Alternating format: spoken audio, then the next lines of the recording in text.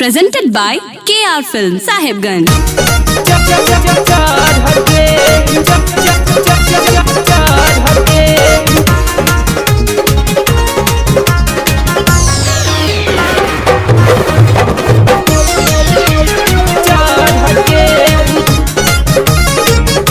Music by Krishna Anand.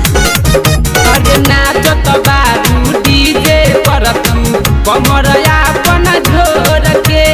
नाचत बारू DJ पर तू कमरया अपन झोर के होई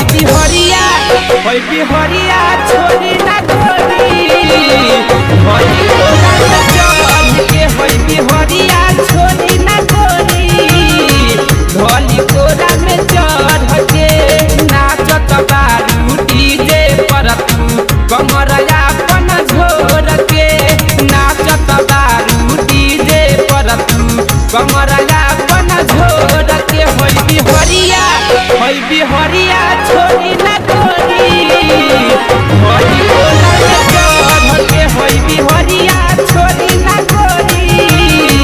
ढोली कोरा में चढ़ के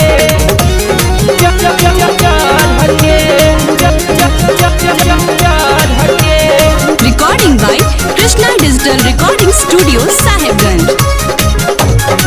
होई बिहरिया छोड़ी ना गोरी ढोली कोरा में चढ़ के पर बदमाशी तो सबसे बिहरिया कर तुझे ना खरा तो भारती घंघरिया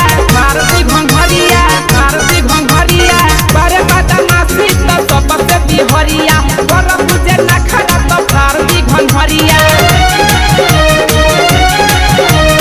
जवन गाना बजाई नचत रही सुर से जवन गाना बजाई नचत रही सुर से जवन गाना बजाई नचत रही सुर से होई बिहरिया छोड़ी ना गोरी होई कोरा में चढ़ के होई बिहरिया छोड़ी ना गोरी ढोली कोरा में चढ़ के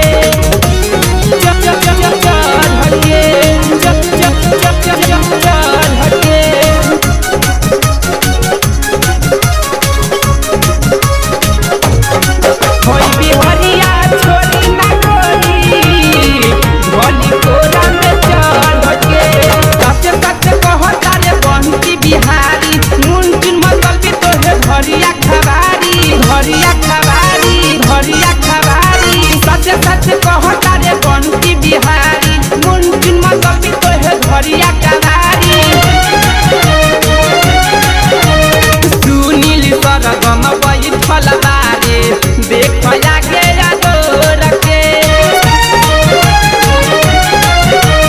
टुन तूफानी बैठल बारे